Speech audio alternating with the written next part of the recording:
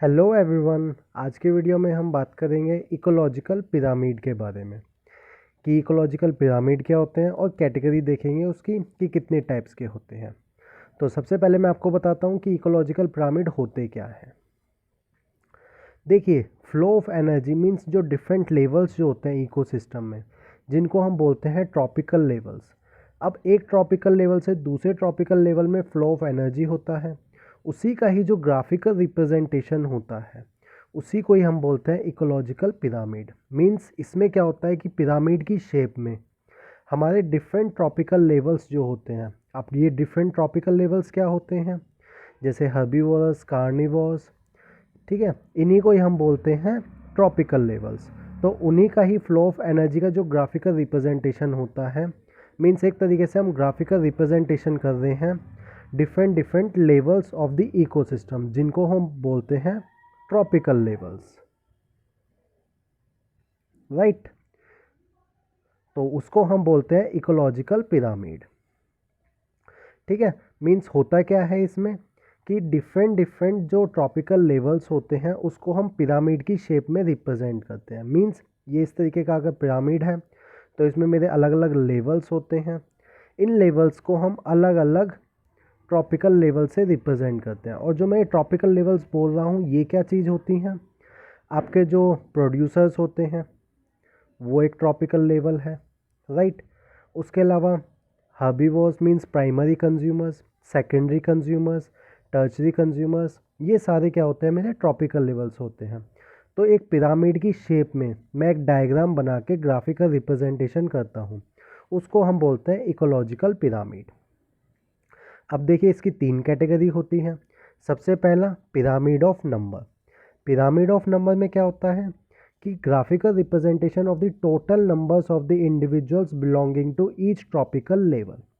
Means इसमें हर एक ट्रॉपिकल लेवल जो होता है उसमें कितने नंबर ऑफ इंडिविजुअल्स हैं। मीन्स यहाँ पे हम नंबर्स काउंट कर रहे हैं कि हर एक ट्रॉपिकल लेवल में कितने नंबर ऑफ इंडिविजुअल्स हैं, मीन्स कितनी स्पीसीज़ है, उसका ग्राफिकल रिप्रेजेंटेशन हम बोलते हैं पिरामिड ऑफ नंबर, राइट। यहाँ पे मैं बना के दिखाता हूँ आपको और समझ में आएगा। ये मैंने एक पिरामिड बनाया है, राइट। मैंने इसको कुछ सेक्शंस में बांट दिया है। देखिए, ये जो पहला लेवल है, देखिए इसका एरिया ज़्यादा है, राइट। इसकी वॉल्यूम भी ज़्यादा है। अगर मैं इसको 3D में देखता हूँ तो इसकी वॉल्यूम भी ज़्यादा है, राइट। तो मैं अगर इसको बोलूँ कि ये मेरी ग्रास है, देखिए कोई भी मेरा ग्रासलैंड इकोसिस्टम होता है, ग्रासलैंड इकोसिस्टम, उसमें ग्रासेस ज़्यादा होती हैं। तो मैंने यहाँ पे नंबर्स उसके ग्रासेस के ज़्यादा हैं, इसलिए मैंने इसको ज़्यादा एरिया में रखा है। उसके बाद ये जो ऊपर वाला एरिया है इसमें कम नंबर्स फिट हो सकते हैं, तो मैंने इसको बोल दिया कि ये मेरे क्या हो सकते हैं, रैट्स हो सकते हैं, या फिर रैट्स भी नहीं, ग्रास होपर बोल लीजिए, राइट। उसके बाद ऊपर ये मेरे रैट्स हो सकते हैं, राइट, क्योंकि रैट्स क्या होते हैं, ग्रास होपर से कम होते हैं। उसके बाद ऊपर स्नेक्स हो सकता है क्योंकि ये नंबर में कम है। और सबसे ऊपर हॉक्स हो सकते हैं या फिर ईगल हो सकती हैं। तो देखिए, इस तरह से मैं अलग अलग लेवल पे नंबर के अकॉर्डिंग मैंने इनको एक एरिया, एक लेवल प्रोवाइड कर दिया है। और देखिए, ये मेरी पिरामिड की शेप में आ रही है। जो नीचे वाला जो होता है उसमें ज़्यादा नंबर होंगे, और उससे जैसे जैसे हम ऊपर तक जाते जाएंगे मेरे नंबर जो है इंडिविजुअल्स के वो कम होते जाएंगे। अगर ऐसा पिरामिड बनता है तो मैं इसको बोलता हूँ अपराइट पिरामिड, राइट। देखिए, पिरामिड मेरे दो टाइप से बन सकते हैं, एक तो अपराइट और एक इन्वर्टेड। इन्वर्टेड कुछ इस तरीके से, जिसमें जो नीचे का जो बेस हैगा, राइट, इस तरीके से। यहाँ पे जो मेरा बेस बन रहा है, मीन्स जो सबसे नीचे जो होगा वो मेरा क्या होगा, इसका मीन्स इंडिविजुअल जो होंगे इस वाले बेस में कम होंगे। इस तरीके के जो हमारे पिरामिड बनते हैं उसको हम बोलते हैं इन्वर्टेड पिरामिड। दोनों ही पिरामिड ऑफ नंबर और पिरामिड ऑफ बायोमास, इन दोनों में मेरे अप और इन्वर्टेड दोनों बनते हैं। जैसे अगर मैं यहाँ पे एग्जांपल लूँ, मैंने यहाँ पे एक ट्री लिया, ट्री देखिए सिर्फ एक ही नंबर है।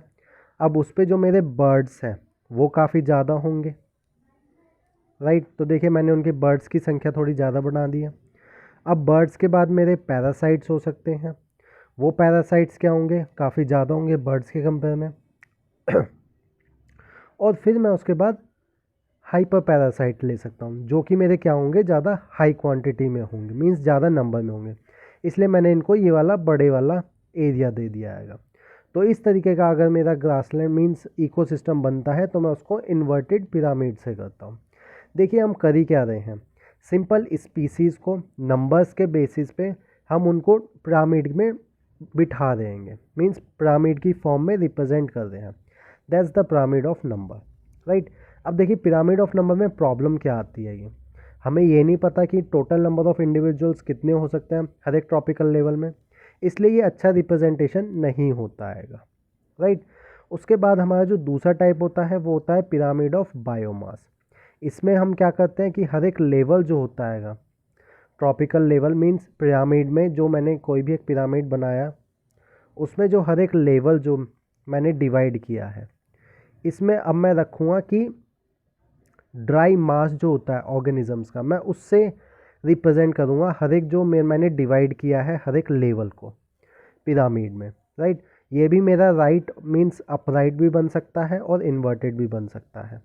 मैं आपको इन दोनों के एक एक एग्जांपल करके दिखाता हूँ। जैसे कि अगर मैं अपराइट की बात करता हूँ, राइट, तो अपराइट में वही प्रोड्यूसर्स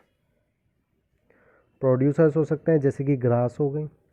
जो मैंने सेम ये वाला एग्जांपल लिया था वो यहाँ पे आ सकता है, बस यहाँ पे मैंने नंबर्स लिए थे, यहाँ पे मैं बायोमास ले रहा हूँ, मींस ड्राई वेट, मींस ग्राम पर मीटर स्क्वायर में एरिया, ठीक है। ड्राई वेट का मतलब है कि 1 मीटर स्क्वायर में हम कितना एरिया लेके चल रहे हैं, यही होता है मेरा ड्राई मास, ठीक है। मींस पिरामिड ऑफ बायोमास में मैं नंबर्स की बजाय आपकी बारी उनका वेट लेके चल रहा हूँ। तो प्रोड्यूसर्स ग्रास, इनका देखिए ग्रास का जो मास जो होगा वो मेरा काफ़ी ज़्यादा होगा। उसके बाद मैं हर्बीवोर्स का ले सकता हूँ, यहाँ पे हर्बीवोर्स आ जाएंगे। उसके बाद primary carnivores means secondary carnivores आ जाएंगे। तो इस तरीके से मैं उनको रिप्रेजेंट कर सकता हूँ, राइट। और उनका पर मीटर स्क्वायर में जो वेट जो होगा ड्राई वेट वो कम होता जाएगा, मींस अपराइट में मेरा जो बायोमास जो हैगा वो मेरा कम होता जाएगा, राइट। इस तरीके से हमारा अपराइट जो होता है वो बनता है, राइट। उसके बाद मैंने एक और लिया है यहाँ पे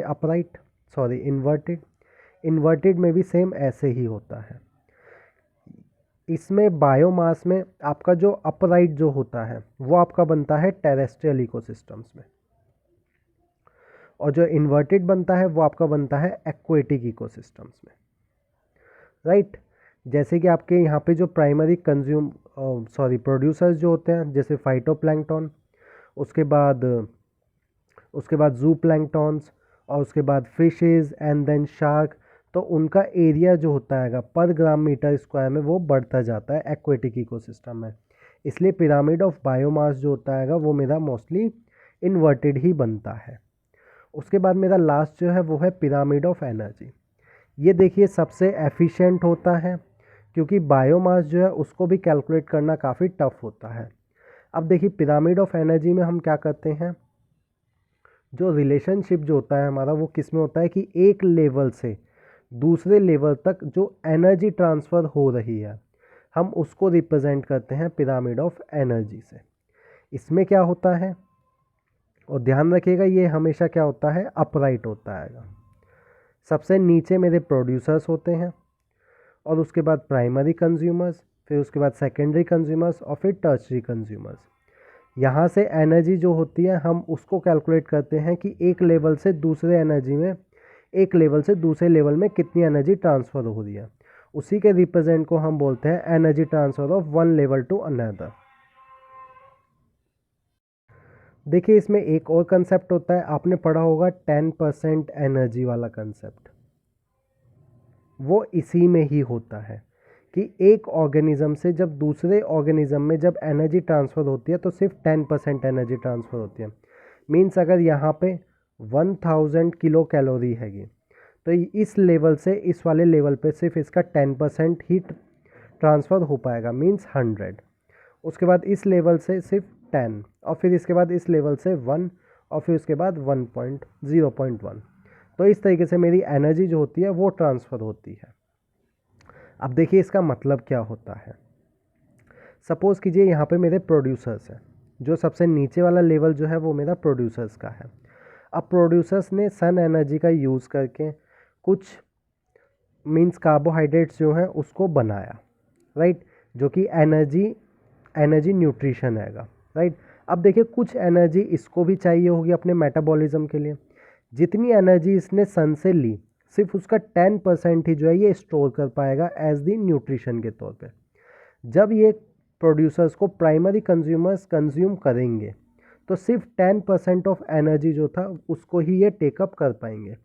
अब जो इन्होंने 10% एनर्जी ली, यहाँ पे मीन्स अगर इसने 100 ली थी तो इसका सिर्फ 100 कैलोरी ही इसे मिल पाएगा।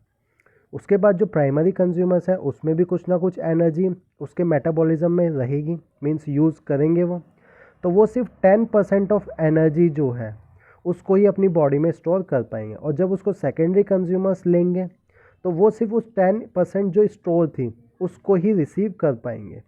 अब वही 10% एनर्जी जो उन्होंने ली वो उनके पूरी मेटाबॉलिज्म के लिए और कुछ एनर्जी स्टोर भी करेंगे। मीन्स हम ऐसे बोल सकते हैं कि जो यहाँ पे स्टोर एनर्जी जो थी, ठीक है, वही मेरी आगे ट्रांसफ़र हो रही है और वो मेरी एक लेवल के बाद एक मीन्स जैसे जैसे हम ऊपर बढ़ते जा रहे हैं वो एनर्जी जो है वो मेरी कम होती जा रही है। इस तरीके से मेरा 10% रूल जो होता है वो पिरामिड ऑफ एनर्जी में चलता है, राइट। यही मेरा पिरामिड ऑफ एनर्जी होता है। और हमेशा ध्यान रखिएगा ये हमेशा क्या होता है, अपराइट होता है, इसमें इन्वर्टेड नहीं हो सकता। तो इस तरीके से मेरे इकोलॉजिकल पिरामिड की कैटेगरीज होती है, pyramid of number, pyramid of biomass and pyramid of energy. I hope आपको समझ में आया होगा। अगर आपको मेरा वीडियो अच्छा लगा हो तो लाइक ज़रूर कीजिएगा और फ्री स्टडी मटेरियल के लिए आप मेरी वेबसाइट चेक कर सकते हैं www.superblearning.xyz। Thank you.